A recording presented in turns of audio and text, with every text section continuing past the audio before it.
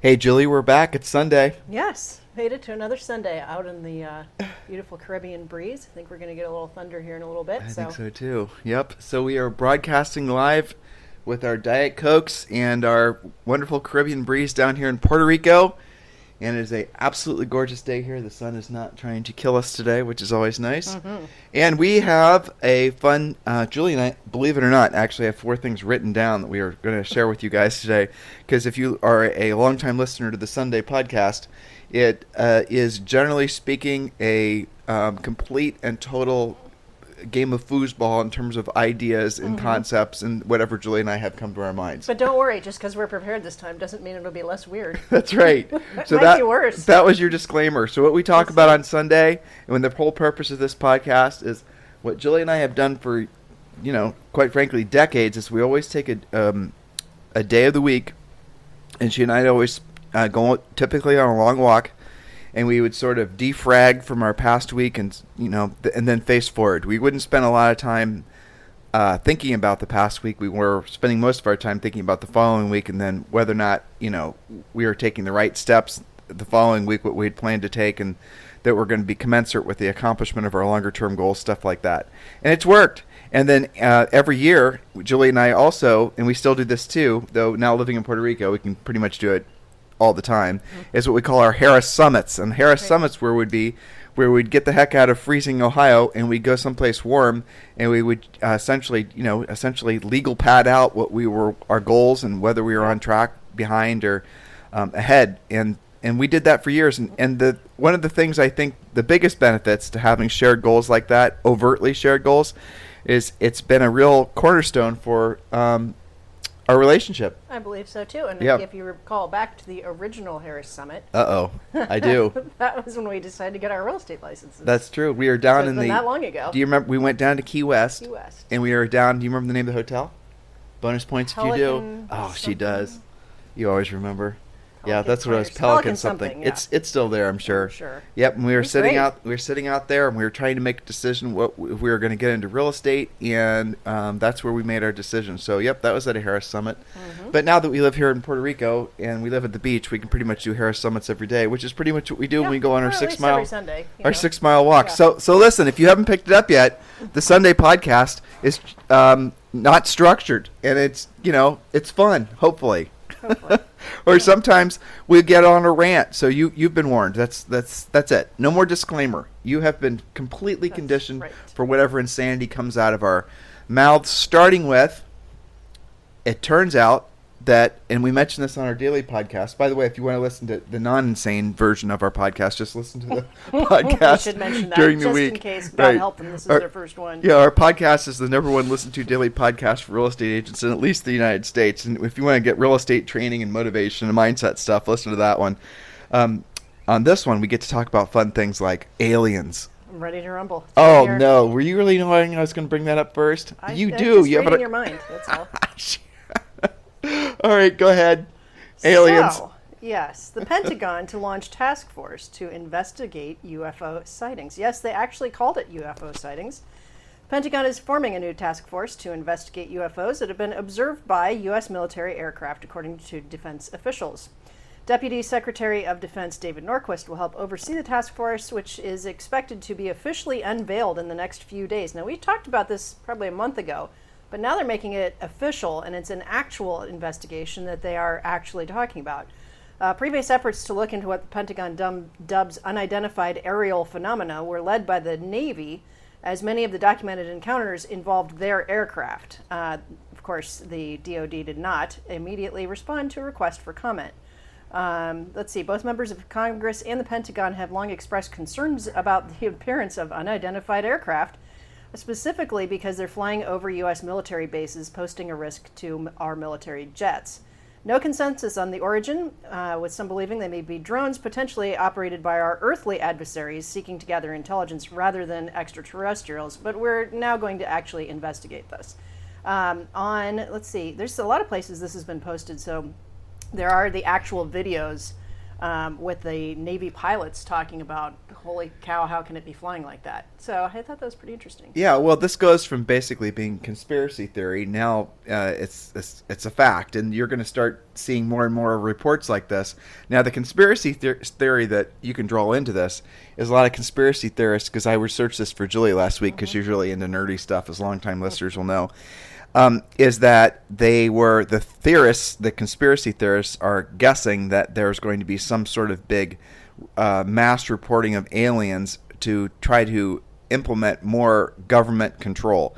So if people are fearful and they're unified in their fear, right now we're sort of in the country. We need more of that. Right, well, but the unification of the fear would be all humans against aliens, right? Well, that's true. And now it's all... Something we can agree on. Exactly, something everyone can agree on, right? And it's not going to be social stuff. It's not necessarily going to be all these things that are sort of dividing us right now. But the theory is that there's going to be some sort of big rollout of... it's going to be a false flag and blah, blah, blah. You guys can research this on your own if you really want to go down a rabbit hole. But it is fascinating how these stories are coming out and how they're essentially saying... Actually, there was a quote in there by Marco Rubio. Did you read that? I can find that. Hang on. I thought it was a really good quote. I'll find it while you're talking. I'll summarize it. He said that the fear isn't that they're he said it's a lesser concern that they're actually aliens visiting us than it is that, say, Russia or China has technology that's that advanced over what we have. That's what he said. We have things flying over our military bases in places where we're conducting military exercises and we don't know what it is, and it isn't ours. So that is a legitimate question to ask, Marco Rubio says. Frankly, if it's something from outside this planet, it might actually be better than the fact that we've seen some sort of technological leap on behalf of Chinese or Russians or some other adversary, he added. So, he's saying it might be better if it's aliens. Yeah.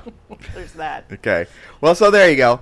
Live from 2020. Live from 2020, that's right, just a normal Monday. Now, I also read another article. Actually, I was listening to Peter Schiff's podcast. That's where I got this. And did you open up your chat, because I sent you all the bullets of what he was talking about.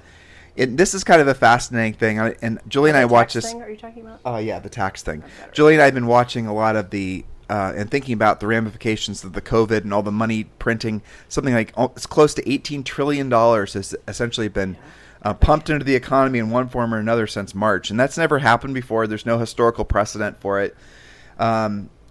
There is nothing like this that's ever happened in the history of humanity where any government has essentially pumped up the economy this much with all this money printing. And what's interesting to me is that I'm seeing a lot of very well-respected economists now that are like Mark Zandi came out last week and he said that it's possible that there was a recession that came on incredibly fast, like in a month, and then left incredibly fast in like 2 months later. Yeah. And they're guessing and they're theorizing that is going to be something that will show that the future, a month from now, 2 months from now, we'll be looking back and realizing that we were in a recession and then we're out of a recession because all the leading indicators are pointing to the fact that the economy's turned around and whatever.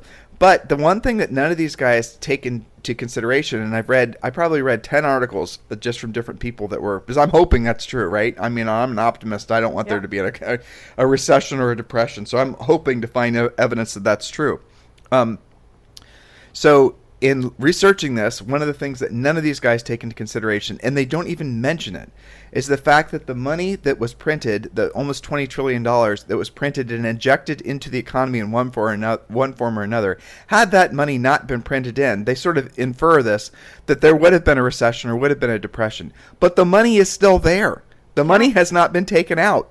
So for them to say that we're not going to be experiencing some sort of recession or depression, it doesn't make any sense, because as long as there's $20 trillion that got injected in the economy, where's that money going? It went to inflating things like, guess what? Real estate. It went to inflating stock prices. I like to watch certain collector cars, and I like old Porsche 911s, right? So I've been watching old Porsche 911 values because those are a leading indicator. People, generally speaking, don't buy old, especially expensive cars unless they're feeling optimistic. Well, guess what? During March and April and February, the prices plummeted, and now they're on the way back up. And that's because people are feeling more optimistic, and they're feeling more optimistic because they're seeing the things like their stock market portfolio go up, or they're seeing things like their asset values go up. So it's all psychological. But here's the big question. there was, and still is, nearly $20 trillion that was pumped into the economy, and the Fed was buying corporate bonds. The Fed was essentially buying its own treasury notes. The Fed has been it's been the massive backstop that's kept its own best customer. It's been keeping the economy from sliding in a sort of recession or depression. Great. Okay, I'll hang my hat on that. That's fantastic. But what happens if they stop? Well, the answer is they can't stop. The answer is they're always going to be there. They're always going to have to continue to inject money into the overall economy. That's going to be something that's going to last forever until people stop wanting to buy the debt. Like there was a treasury auction that happened, I think it was last week, where in essence there were no bids, or it's close to no bids. In other words, people aren't willing to buy long-term U.S. treasuries. They're not willing to, and that is translated as that's a way of saying that they're not willing to loan their money to the U.S. government because they fear they're not going to get their money back, or at least they're not going to get the return of investment of what that treasury bond was supposed to yield. So that is something that's very fascinating, because what's happening is the Treasury Department itself is purchasing its own debt. Long story short is nobody really knows what's going to happen next. But the idea that we're not going to be experiencing some sort of longer term, massive shift in the economy because of this $20 trillion and because of all the other fallout from COVID and whatnot, I don't think it doesn't even make any sense. There's still double-digit unemployment, and we're still not even seeing the full effect of all the shutdowns. Many parts of the country are still in shutdown. If you're in California, you're still in shutdown, right?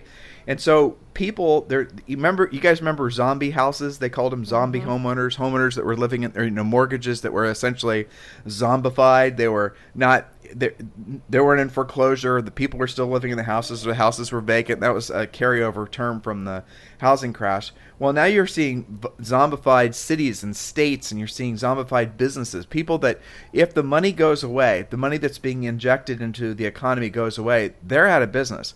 And so how many businesses right now are zombified? Restaurants and whatnot are always the go-to example. How many of those businesses right now are just waiting, and a matter of a month or two are going to start declaring themselves unable to go back at where they were operationally before? And then there's something that I was reading, that another theory, and I thought this one was particularly gross, to be honest with you, is that what we're seeing essentially is that the people that have money, that weren't dependent on jobs like restaurant workers and whatnot, are able to spend money, and they're spending money in such a way that they're the ones that are actually keeping the economy afloat, and they're the ones that are causing this, hypothetically, the shortest lived recession in the history of the United States. In other words, there's so many people out there that are spending money that it makes up for the people that aren't. And these same economists, and some of them rather overtly, are saying that the people who aren't spending money effectively don't matter for the sake of the economy. In other words, this is the bifurcation that Julie and I are seeing in real estate. And this is now a sort of a formalization of maybe a bifurcated approach to thinking of the economy. So if that were to carry true, if these economists start, theorizing that there's the people in the United States that have money and matter and the rest of them don't, that's bad. I mean, you're talking about more massive social unrest and more people feeling like they've been left out of the American dream. It's just all nuttiness that comes from the fact that at the end of the day, the economy is now being artificially inflated by $20 trillion of money, and they're not going to take that money out. The way they would do that is by raising rates and, essentially slowing down the velocity of money and all these other economic theories that I don't understand. And yeah, they're not going to do it. So rates are going to stay low. People are still going to be encouraged to spend money. There's really no matter who wins the election in November, there is absolutely no indication that either side are going to do anything to slow down whatever you want to call it, the quantitative easing or the CARES Act money or the whatever. There's still going to be more and more money pumped into the economy, and provided that the U.S. can essentially raise money by selling its own debt, which right now it's doing so in this way that's never been done before, by buying its own debt, which if you guys think about that, it's like if I wanted to borrow $10,000 and I need to borrow $10,000 to go out and buy a car, let's say.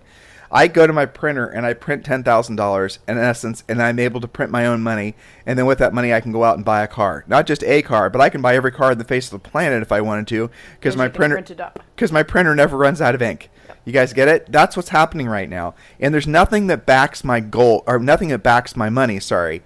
So it's not like okay, in order for you to print out $10,000, Tim, you need to have $10,000 of the gold in a box. No, it doesn't work like that anymore. It's completely backed by just the faith and confidence of everyone who takes the U.S. dollars. So if people stop believing that the U.S. dollars, I have I want to buy a car from Bob, it's $10,000. I have 10,000 U.S. dollars. If Bob doesn't believe that $10,000 that I'm about to give him is going to have the same buying power and the same value in essence of as his car, he's not going to want my money. And so that's the type of thing that starts to happen in inflation, and that's, guys, it's a big mess. So the idea that somehow we're through that, considering all the things that are yet unresolved, is nuts. So we're going to stick with our very conservative message, financially, fiscally conservative message here, not politically, listeners. Don't be hypersensitive to that word. But we're going to stick to our hoping for the best and being prepared for the worst philosophy of business and life, because really there's no downside in thinking and acting like that.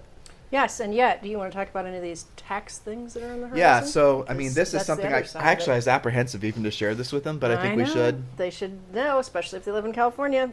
A few other states act the same. We told you guys about this a couple weeks ago on the Sunday show. We don't talk about this stuff on the normal show. A little heavy reading and listening, I think.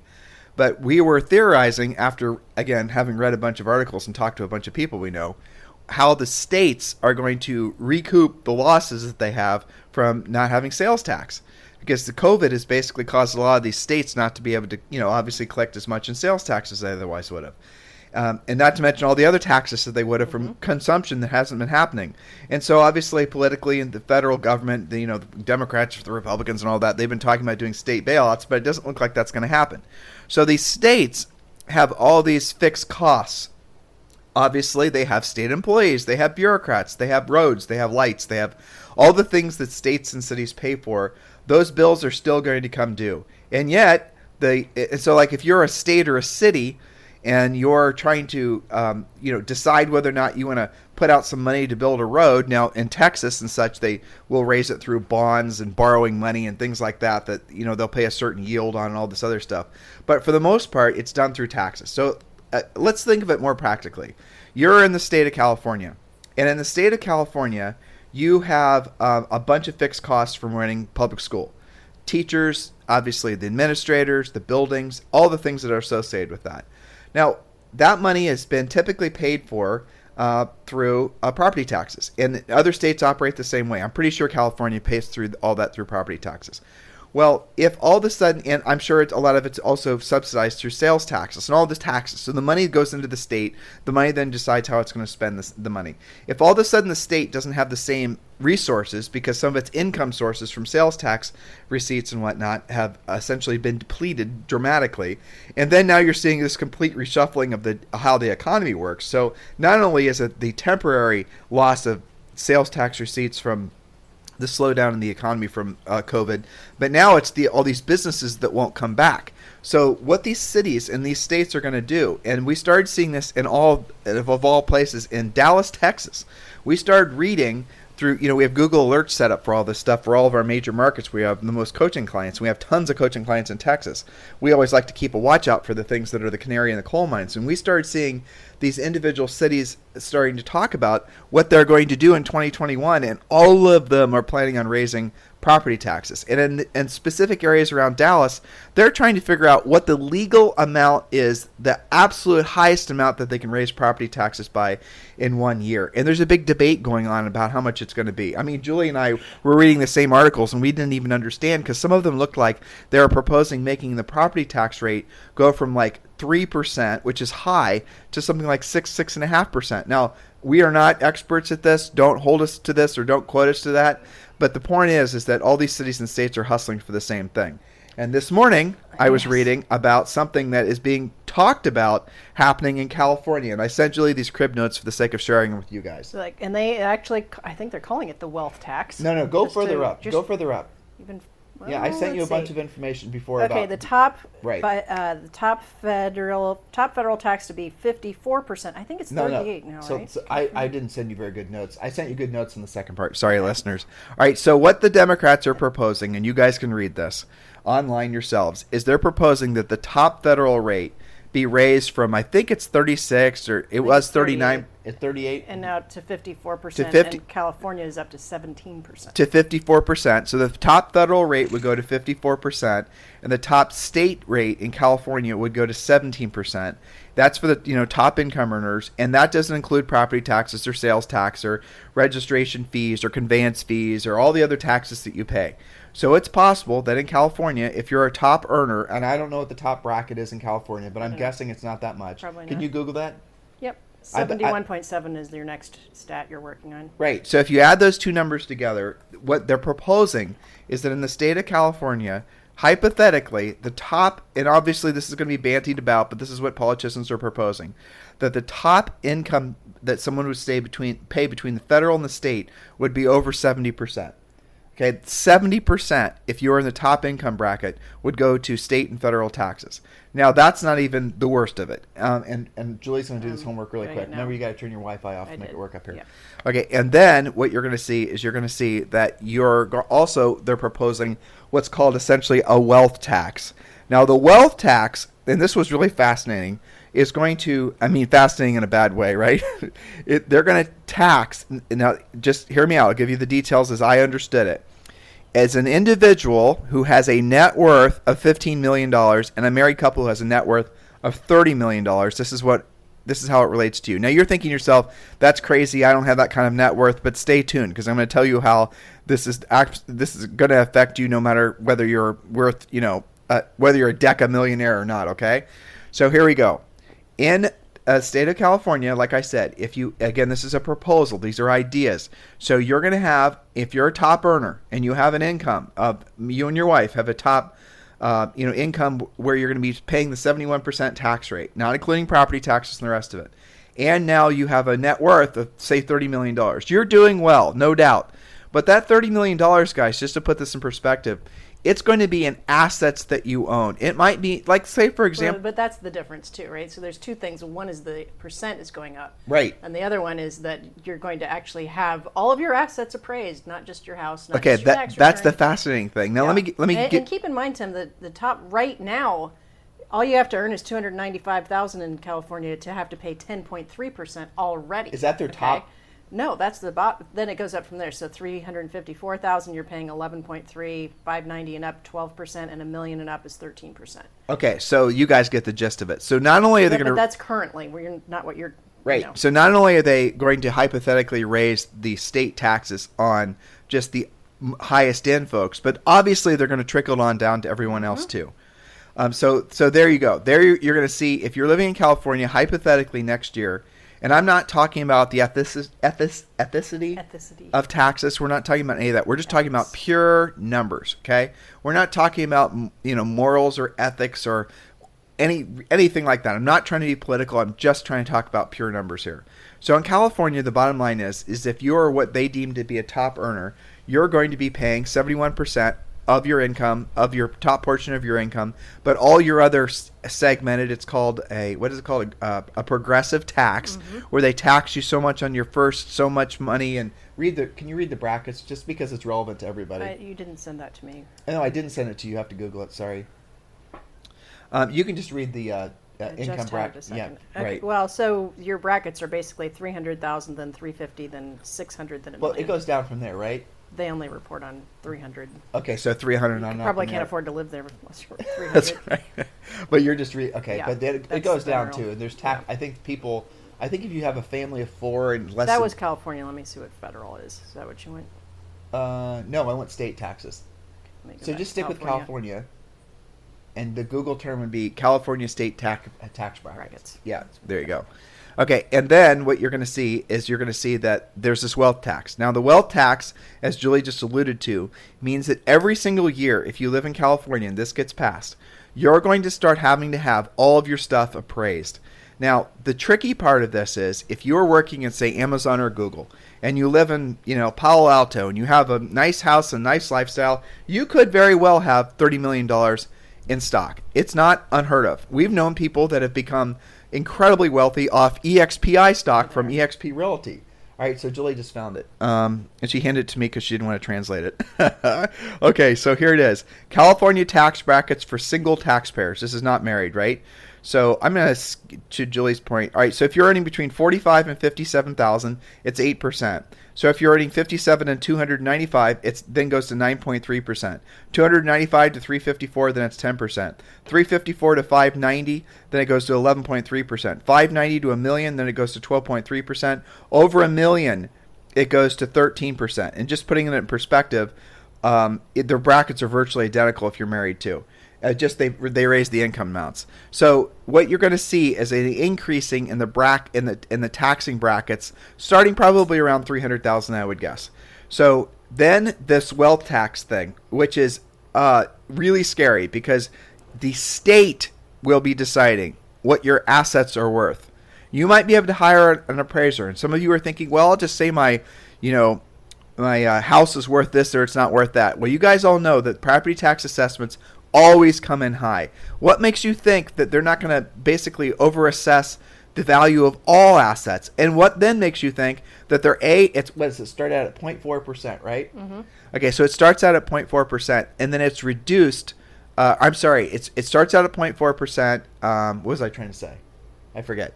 And then this proposed tax bracket, proposed wealth tax, then is charged on what they determine your net worth to be, meaning you're going to have to then have all your stuff appraised every single year. And again, imagine the bureaucratic fiasco from all that. Cost too. Of course, you're going to have to pay to have it all assessed. And so you're thinking, some of you might be thinking, well, just keep my assets out of the state, or I'll just move. Okay, guess what? Too late. And a part of this proposal too is if you've moved from California in the last 10 years, and you're no longer in California, you were a California resident, and you moved from California in the last 10 years. Let's say you've been living out of California for the last 10 years. They can actually, and you're living in Nevada, let's say, they can then go to Nevada and say, retroactively, you now owe us for 5 years, for the last 5 years since you moved out of California, but it's at a lesser rate. So, for example, it starts at 4%, but if you've lived out of California for 10 years or for 5 years, then now it's at 0.2%, right? That's the idea. So then they're going to graduate it down. But the moral of the story is they get to follow you. So for those of you who are going to be paying attention to all these incredible taxes that are going to be passed in California, or some version thereof, and you're thinking you're going to get the hell out, too late. They're going to come after you anyway, no matter where you are. And it includes anywhere you are in the world. You could move to France. It does not matter. You're still going to owe this taxes. And for those of you who are thinking, so what? It's just rich people. It's not going to affect me. Well, it's going to go way beyond that. You and I were talking about, why would you ever buy anything? Why would you ever invest in cars, art, houses, you name the asset? That's going to, not be good for the economy in California. What some people will do is what you're saying, is they'll buy things that don't necessarily have a paper trail, right. And they'll buy art, they'll buy gold, they'll buy things like that. But then if they buy those assets and those assets aren't included in their annual report to the state of what their net worth is. Don't you think art dealers will have to be reporting on what they sold? Of course they will. Well, but those can be, all those transactions be done between intermediaries. But what I'm suggesting is they're going to force a bunch of people are going to have to make a decision as to whether or not the vacation house they have in Alaska that happens to have, who knows what in assets in the house, whether they're actually going to be reporting all the value of all those assets. And if they don't, they're actually running afoul of the law. I know. So you're going to be forcing all these people to be potential lawbreakers. It's very un-American. And then you can see the back-end revenue source on that, because then there's all the money of charging all the penalties. Fees and fines. Exactly. Penalties. None of which they like to negotiate. No. You guys haven't noticed. I know. And so guys, listen, I look, there it is. We're not being political. We're not saying vote this way or vote the other way. These are just the types of things that we're going to have to, unfortunately, financially prepare for going forward. Every state, we use California because that's the only article I found, and it was on California. But what you see is typically other states follow California's lead. Like, it usually goes California, then New York, and then you see all these other states that basically start modeling their taxing policy around what California's done. It's just something that we all need to be aware of, and you just need to make very, very, if you're wondering why you haven't been able to accumulate the financial security that you wanted to in life, it used to be when people would ask, what's the greatest wealth destroyer for real estate people, we'd always say ego. Mm-hmm. And that was true because it was agents overspending on things that were just basically there to, feed their ego. But now, in my opinion, it's taxes, because the amount of taxes that people are going to be paying between states and cities and whatnot is going to be extraordinary. No matter, really, frankly, I think who gets elected. So a strong suggestion to all of you as you look forward, depending on your age and all the rest of it, is really to be thinking hard about where in the country you want to live. And if being financially well off and being rich where your money works for you, you no longer have to work for your money is important to you, you better start being strategic on, things like your locality, because that's really, really going to matter more than it ever has. It's always mattered. But, Julie and I tell this story about when we sold real estate in Columbus, Ohio. I remember after our first year, we sold over 100 houses, and in our first year in real estate, we made hundreds of thousands of dollars. And of course, we were new agents, we were young and dumb, and we didn't keep track of anything, right? Nope. And then we started getting all these. We didn't even really have an accountant, So we kind of were putting it together. We didn't need one until then. Yeah, not really. But I remember we got this letter from Rita. And we thought... I thought Rita was a scam. Actually. We thought it was a scam. I'm pretty sure I threw a lot of that out. Exactly. So we got this letter, and throwing out letters from tax people turned out to be... Rita? What does she want? That turned out to be a bad idea, too, if you remember correctly. Yeah. So Rita stood for Regional Income Tax Authority, right? So we thought we were getting this love letter from some lady who, was accusing us of owing her money. Whatever, right? We were young. I mean, when you're already paying state and city and federal. We didn't realize that there were city taxes, too. No one told us. Every city that we sold a house in, and when we were selling real estate in Central Ohio, would send us a request for money because they were tracking. They were tracking. All different. You couldn't even take care of it easily. It was every zip code was different. Right, and guys, that went from anywhere from about 0.5% to about 2%. But they varied greatly. And this was in the 90s. Yeah. Okay? So in the 90s, we would get, well, of course, we eventually figured it out that we have to then keep track of all the cities we're selling houses in, but they would track it too. And if you forgot, or if they disagreed with what you were saying you owed them, then guess what? Spending money with accountants and spending money on time and spending money just essentially trying to prove that you don't owe us, whatever. So, look, I know that's not very motivational and that's not very inspirational. And but you do have choices in life, and that's why we try to educate people and get them thinking about things that maybe haven't occurred to them, because it's not that exciting to think about that stuff. But then one day you open the bill and you find out there's somebody that's there's an entity you actually do owe, and we try and have your back. Basically, is why we discuss these things. Yeah, and so you guys got to be thinking about these things. They're really relevant. To your becoming future. more relevant, I think, as a result of COVID and lack of other ways that cities are making their money. I mean, think of just like, we had our condo in Laguna Beach when we were living in Nevada, and I'm talking about when we lived there. I used to read in the newspaper all the time about bed taxes and all of those little B&Bs and all the hotel taxes. They're not getting that revenue right now either. Yeah, so we had rental properties in Southern California that we sold years ago because we saw this coming. Yes. And so the rental properties we had, those didn't work. And I'll tell you that a little kick in the shorts that we had when we sold those rental properties is that there was actually a tax that they charged. A transfer tax because we weren't California residents. Mm-hmm. So these are things you guys need to be keeping in mind as you move forward. All right, so now. And it's not just California either. They'll think... We've got a lot of clients in Chicago that talk about their extra add-on taxes all the time, too. And, it comes up on settlement statements and net sheets, and you guys have to know about this stuff. All right, so I found another fun article that I sent this to Julie, and we both read it and found it to be largely amusing. And the thing I like best about it is that it's not overtly a mindset article. It's based on science, but it is really actually quite hilarious. It is totally a mindset article once you get into it. Right. So, this is called the 4% rule, and this was originally from medium.com. And I love the subtitle, "You'll never completely housebreak yourself. That's fine." Okay, so they talk in this article. Let me just kind of get into this a little bit. Something or someone will always bug you. Sometimes the someones and some things of the world will gang up on you. You guys have all had days like this, right? You have to keep it together or at least make an effort. Okay, and maturity doesn't just hit you. You've got to keep yourself in check. Well, if we're not careful, we can morph back into our primate ancestors. Now, here's an interesting quote from Stephen Hawking. "We are just an advanced breed of monkeys on a minor planet of a very average star." But he then follows up with something important. "But we can understand the universe. That makes us something very special." So the point is that we are still animals. We get upset. We fight over turf. We watch. It says just watch a video of chimps. We'll talk about that in a second.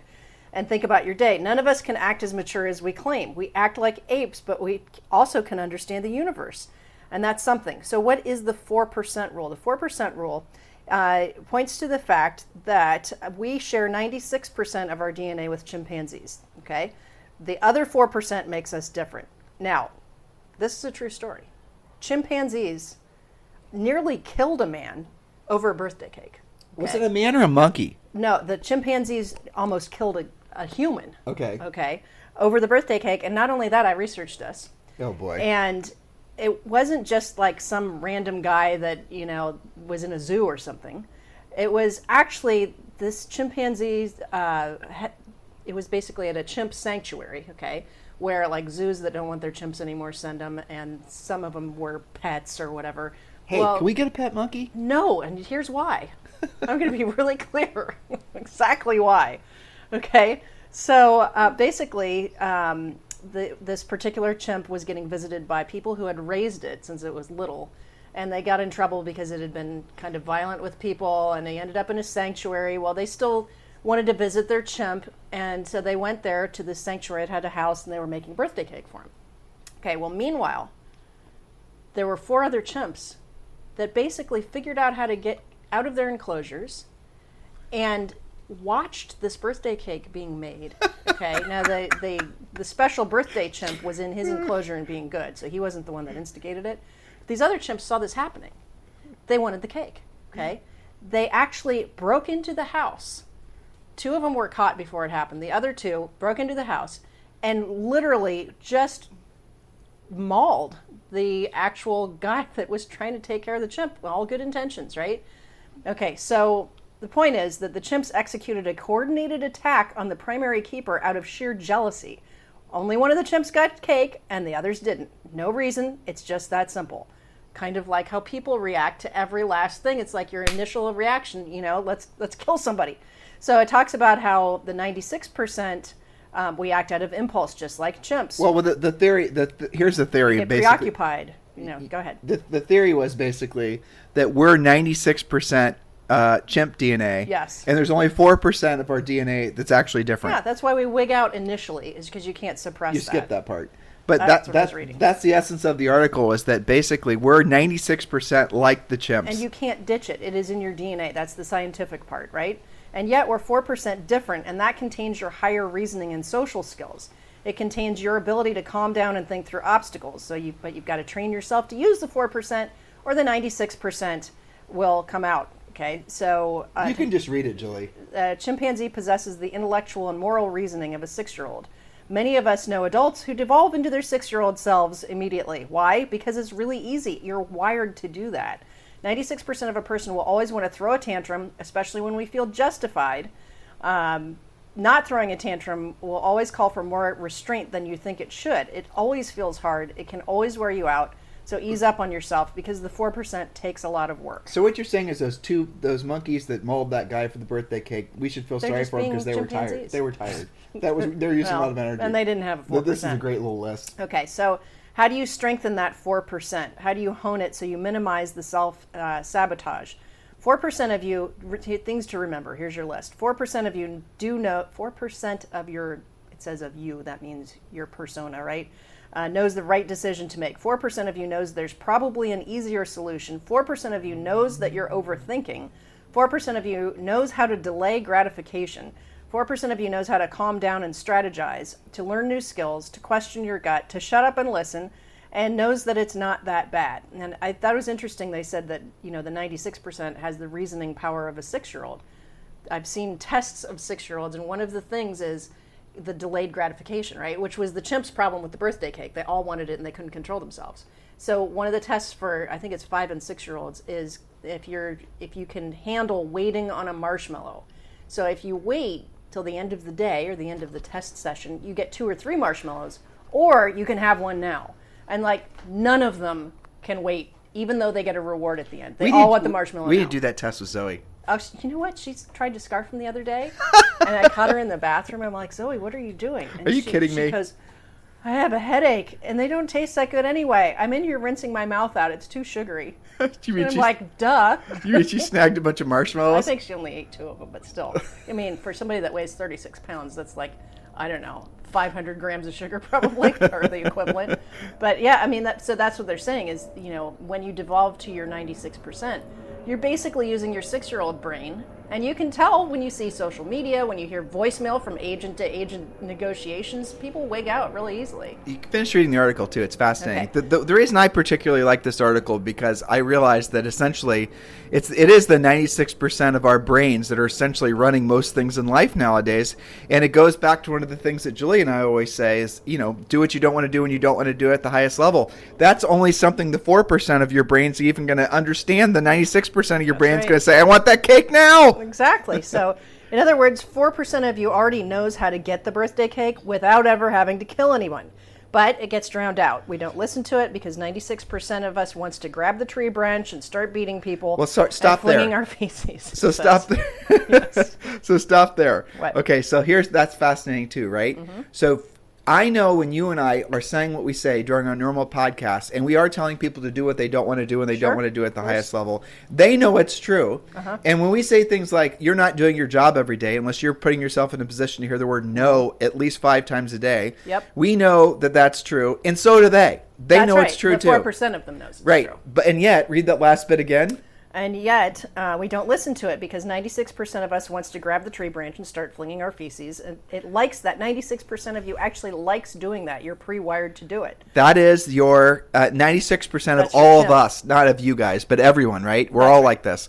That's the social media. That's the easy button stuff. That's the instant satisfaction stuff. That's the reason that so many of you guys never really, what are the reasons, obviously, so many business owners and humans in general never get anywhere because they want the instant satisfaction, not willing to forgo. And I actually made a list around those points too, which I'll be more than happy to share in a second. Okay. Go ahead. Well, so it says if you want to make a lot of money or achieve a lot of status, you have to stop trying and just get really good at something, like doing what you don't want to do when you don't want to do it, being the best at the things that matter. We trick ourselves into thinking little things matter more than they do. Every week, something happens with the potential to throw us off of our game. We lose focus, start chasing the low-hanging fruit. Why? Because it's within your reach. After all, we're still primates. So having something or anything that makes us feel safe or productive, the cycle never ends, but you can shorten it. So it talks about refocusing your purpose and asking yourself, you've got 6 questions, short questions to ask. What's the most important thing that you have to get done today? What's the most important thing you want to get done today? Why do you need or want those things? What's stopping you? What can you do about it? And where does today fall on your bigger scheme? So those are all, mindset points. But we talk a lot about that. We drill down about this constantly every day on the podcast, and certainly in the Harris Rules book. There was a funny thing that this person wrote. So stop getting upset over birthday cake. You can change some realities, but not every single one of them. The best of us still sink endless hours into complaining, bickering, or brooding. You'll never reach a point where you stop that completely, unless you're Jesus, in which case, welcome back. If you're not divine, here's how I talk myself through the difficulties. Usually difficulties caused by other people. Sometimes I call a trusted friend and we'll do it together. This is also why we have coaching. The questions are, what's actually bothering you? Are you justified in feeling that way? Can you confront the person and resolve it? Is there an indirect way to handle the problem? This is something I use in coaching at all. I know, it's in our book too. Will this matter to you in 5 days, 5 minutes, 5 seconds? We talk about waiting 30 seconds or 30 minutes to call somebody back when they're being volatile with you. What about in 5 weeks or 5 months? How important is it actually? Usually something small like a birthday cake hardly ever matters in 5 weeks or 5 minutes, yet people torch their careers over things like this all the time. We get fixated on that cake and what the cake represents, something we probably could have gotten in an easier way. But the trick is to catch yourself before you've blown up your life over something like cake being the metaphor for whatever's bothering you.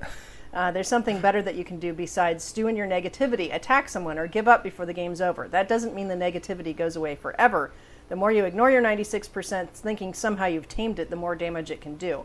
Part of you is wild and always will be. As for myself, I begin my day with the dimmest hope of getting anything I wanted. I leverage my 4%, wind up with some pretty decent cake if I don't say so myself. Didn't even have to murder anyone. So can you. Be wild, but also get some of that delicious cake. Tell them where they can read. Actually pretty well written. Tell them where they can read that. Oh, it's hilarious. This is Medium.com. Medium.com. Yeah. Who's the author? And the author is Jessica Wildfire, which is a great name.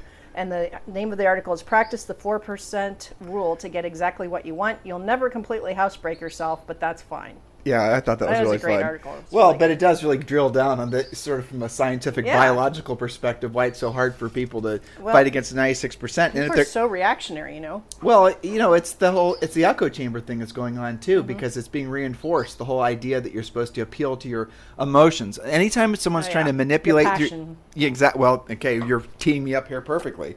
So after reading that article and thinking about what to talk to you guys about today, I wrote this down, and it's kind of a gimmicky title. I'll give you that. But what is the secret that rich people know that everybody else ignores? And what you're going to I wrote down these just sort of, I think they're orderly points. And these are all sort of the drill down interpretations of what Julie just read to you. And it really does matter how you think about how to allocate your time.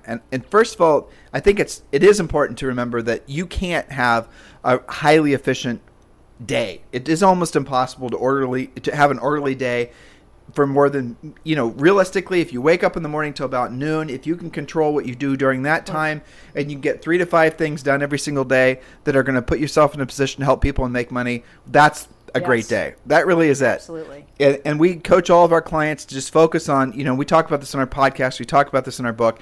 Make your life simple. Just focus on the successful accomplishment. Start out by one thing and then work up to maybe 5. Don't go much more than that, because then you start not doing the other things at the same high level.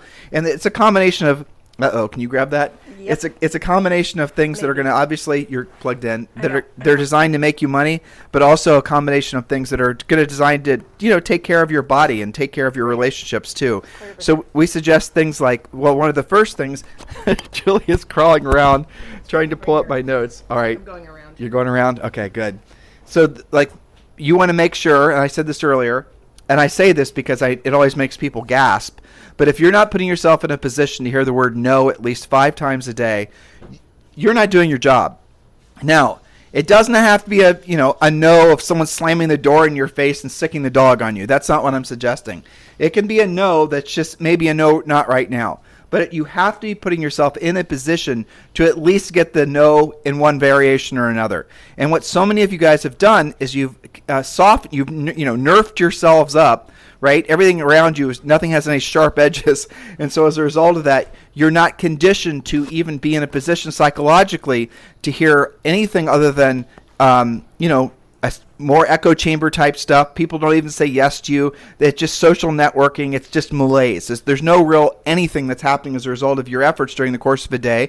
And if you happen across the lead, that decides to transact with you, you don't really know how that lead came about, or you don't know necessarily how to replicate that. It's not something that's duplicatable, so you don't really have a business.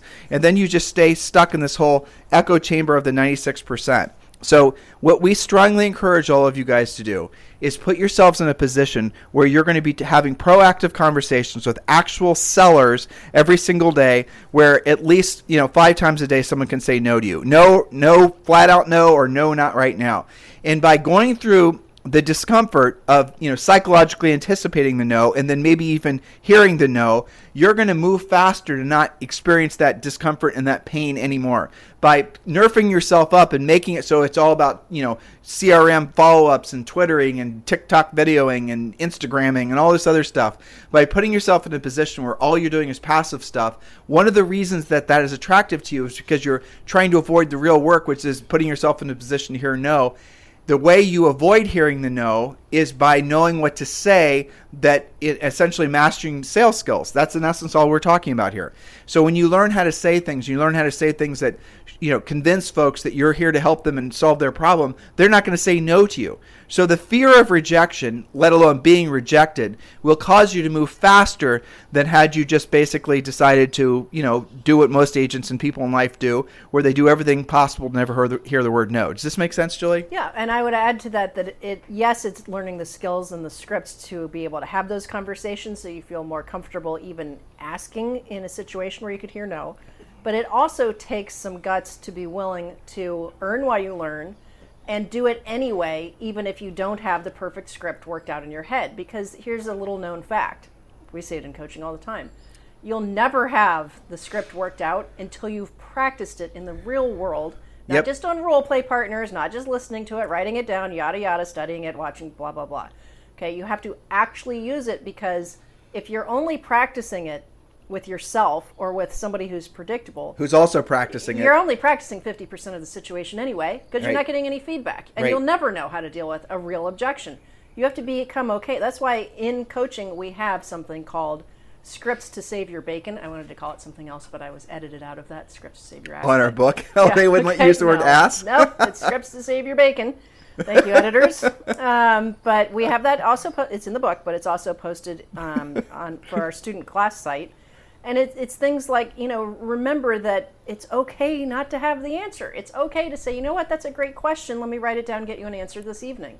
Even if it's something you have no idea. I get questions in Premier Coaching all the time from people who have never sold commercial, never done a rental property, don't know what a 1031 exchange is. It's just stuff that's out of their wheelhouse, right? That's okay. They're doing the right thing. They're coming to the call. They're asking questions. They're saying, hey, you're not going to believe what I just said yes to. I told this person yes, it'd be my pleasure to help them. And what the heck does this mean? It's okay. But until you become okay with that, you're going to earn less money. You're going to learn less. You're going to only have a limited toolkit. And that means you're going to have a limited career and a limited life. Well, and Gerald, exactly what she just said, and drilling down on that's probably one of the biggest reasons why 85% of all realtors fail out of real estate. And by the way, the statistic is true for all small business owners within like 18 months or less. So there's a sad fact for you. And it's, again, because people are not putting themselves in a position to hear the word no. And life is surrounded by, everyone who's saying, oh, you just got a social network, you just got a bond, you just got a blah, blah, blah, blah. Nobody out there except Julie and I and Jeb Blunt, frankly, are telling the truth about what it takes to be successful in real estate, in sales, and in life. And it's learning the sales skills that if you don't know them will result in the word no. And the more fear you have hearing the word no, the quicker you're going to learn your sales skills. And I like what Julie said there as well. The whole role-playing idea where you're going to practice your scripts, I got a better idea for you. Just jump right into the deep end. Pick up the phone and call a for sale by owner. Call an unrepresented owner, aka FSBO. Call an expired. Call the different sources of people we teach you guys how to, communicate with. All these sellers. People have their hands up in the air saying, yes, I want to sell my house. Role play with them. They won't know you're role playing. Awesome. It's so funny. When agents really get this, and they're like, okay, I'm not perfect at this. Maybe I got my script in front of me. Maybe I've been practicing it. I'm going to do it today. I'm going to call FSBO. I'm going to call an expired, whatever. It's so funny. At least a couple times a week, I'll hear from coaching clients. They'll be like, you're not going to believe this. I know. I called 3 for sale by owners, and I got a listing appointment. And I'm like, what did you think was supposed to happen? They have a house for sale. They have their phone number in the yard. You, at least allegedly, sell homes for a living. Doesn't it make sense? For the love of God, that you would talk to each other. They're always so shocked. They're like, oh my God, they're so nice. It's so true. And the biggest So bunch funny. of BS that I read is when agents rationalize not doing the proactive work because they say everybody's calling for sale by owners. That's so not true. I was going to go after expireds, but everybody calls expireds, or everyone's No. soliciting expireds. No, they're not. That's the reason I decided to become the king of TikTok. Yeah, right. How's that working? I'm going to become the mayor of my city through Instagram, right? No, that's not really the truth. The truth is that you're doing the easy thing. You're not doing the hard thing, which, by the way, goes back to the article. You are essentially not doing what the 4%, the higher self, the actual human part of you knows to do. Remember I said these points were things that everyone intuitively knows and ignores. Not everyone, obviously. The wealthiest people in the, certainly real estate, but in the world know to do what they don't want to do, and they don't want to do it at the highest level. All right, so this next point, and this is something that's kind of fascinating too, is that the road to success is rarely exciting. The road to basically being rich, where your money works for you, you no longer work for your money, is boring. Doing the real work of life is boring. You're not supposed to be excited. What you want ultimately is you want a boring business that predicts boring, predictable income. That's what you want. Don't seek the excitement. Don't seek the novel. Don't seek the shiny bright light. That will keep you broke. Well, in the book, it's called Repetitious Boredom Pays Off. And to your point, you don't really want drama in your business. You want it replicatable, duplicatable. And people who really embrace that and don't just dabble in their income spokes, they get that because it's repetitious boredom, but yes, it pays off. And so all the people around you, especially on social networking, we always go back to that because it is a bit of a, a cesspool in essence. It's where the 96% of all people live is on social networking for the most part. But when you look at it, right, they want the drama. That's what they talk about. Every single post, it seems, well, for the most part, on Twitter and whatnot, it's all about drama. That's because that's all their monkey brains that are pulling them into thinking like that. So next point I wrote down. I'm trying to read my notes. Oh, this one's a good one. You don't have to be smart, you don't have to be educated, and you don't have to be lucky to actually be rich. And again, I want to drill down on the word rich because some of you guys are, finding that word a little bit hard to, fathom because maybe something in your head thinks that that's a bad, goal. It's not. Rich is very simple. It's where your money works for you and you no longer have to work for your money. So you could be rich if you have as little, like say your personal overhead is $7,500 a month. If you had $7,500 a month coming in completely passively, and no rental properties is not completely passively, you are by definition rich, right? That's it. That's what rich is. So it's simple. It's a goal that everyone can accomplish in their lifetime. It doesn't have to be 10 million or 20 million. It's $7,500. And I'll tell you right now, or whatever your number is, the easiest way, the quickest way to attain that particular goal is going to be without a doubt. And I haven't seen anything other than winning the lottery or inheriting a bunch of money, or maybe your high school buddy is Mark Zuckerberg, and he's gonna somehow give you a bunch of money in his IPO, right? Something like that. The best opportunity for all of you guys to create true passive wealth that I've seen in my career in the last 30 years is definitely working with EXP Realty. I've never seen anything like it. The real estate end of the business is phenomenal. It offers the best of whatever the best real estate brokerages do. But on the flip side of it, and the thing that really is, I think, such a game changer for agents and everyone, is that they have built in a system where agents can make actual honest to God revenue share, and agents can also basically be rewarded with stock. And look at the stock value from EXPI this year. It's gone from like $8, now it's trading in the low 30s. There is a generational group, there's a generational wealth that's being formed right now for those who are smart enough to align themselves with EXP. If you guys want to talk about EXP, talk about joining Julie and I at EXP, because we are absolutely positively with EXP Realty, in case we were not clear enough with you about that, do consider texting me directly and we can have an EXP conversation. My cell phone number is 512-758-0206. So if you're interested in joining Julie and I's EXP family, please feel free to text me at 512-758-0206. All right, so the next point, and again, this is the same point, but I'm going to say it again, is you really don't have to be lucky. You don't have to be smart, and you don't have to be educated. You don't have to be born under a lucky star or with a silver spoon to be rich in this country, because of, frankly, in real estate, there's so many different ways that you can make a very nice living. But in addition to that, when you make the smart move of aligning yourself with EXP Realty, then you can create multiple streams of income. Yeah. Right? I mean, that's a no-brainer. Well, I mean, the crazy thing is how much you can fast forward to that wealth. I mean, it doesn't take, you don't have to recruit hundreds of agents. You don't have to recruit thousands. You don't have to recruit at all if you don't want to. But let's say that you did, 5 or 10 agents who are just going to ask you about it. It doesn't take that much to totally fast forward your trajectory.